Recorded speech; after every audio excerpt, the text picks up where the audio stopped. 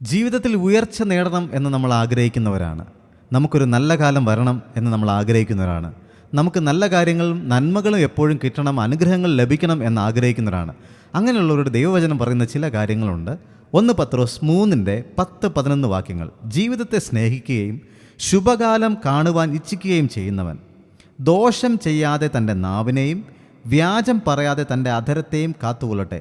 അപ്പോൾ നമുക്കൊരു നല്ല കാലം വരണമെന്ന് നമ്മൾ ആഗ്രഹിക്കുന്നുണ്ടെങ്കിൽ നമ്മൾ ചെയ്യേണ്ടത് 2 കാര്യങ്ങൾ ചെയ്യണം. നമ്മുടെ നാവിനെ ദോഷം ചെയ്യാതെ കാത്തുകൊള്ളണം. നമ്മുടെ നാവിൽ നിന്നും തെറ്റ് ചെയ്യുവാനും ദോഷം ചെയ്യാനുള്ള കാര്യങ്ങൾ വരരുത്. അതുപോലെ തന്നെ വ്യാജം പറയാതെ തൻ്റെ അധരത്തെയും കാത്തുകൊള്ളണം. വ്യാജം പറയാതെ നമ്മുടെ വായിൽ നിന്ന് സത്യം മാത്രമേ വരാൻ പാടുള്ളൂ. കാരണം യേശു കർത്താവ് പറഞ്ഞു, ഞാൻ തന്നെ വഴിയും സത്യവും ജീവനുമാകുന്നു. സത്യത്തിൻ്റെ ആത്മാവായ പരിശുദ്ധാത്മാവ് നമ്മുടെ ഉള്ളിലുണ്ടെങ്കിൽ നമ്മളും സത്യം സംസാരിക്കുന്നവരായിരിക്കണം. കാരണം സത്യം സംസാരിക്കുന്നില്ലെങ്കിൽ നമ്മൾ പറയുന്നത് വ്യാജമാണ്. വ്യാജം പറയുന്നവനും അത് പ്രവർത്തിക്കുന്നവനും പിശാചിൻ്റെ മക്കളാകുന്നു. പിശാച് വ്യാജം പറയുന്നവനും അവൻ്റെ അപ്പനുമാകുന്നു എന്ന് പറയുന്നു. അപ്പോൾ ആരൊക്കെ വ്യാജം പറയുന്നുണ്ടോ അവരുടെ അപ്പൻ പിശാചാണ്, സാത്താനാണ്.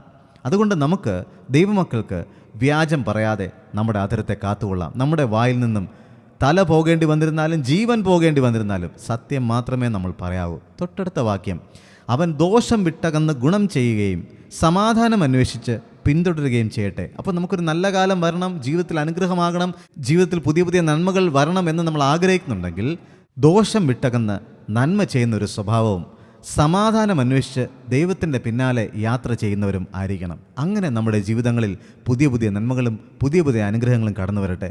ദൈവത്തിൻ്റെ വചനം അനുസരിക്കുന്നതിലൂടെ നമ്മുടെ ജീവിതങ്ങളിൽ ഇനിയും മാറ്റങ്ങളും അനുഗ്രഹങ്ങളും വരട്ടെ. God bless you.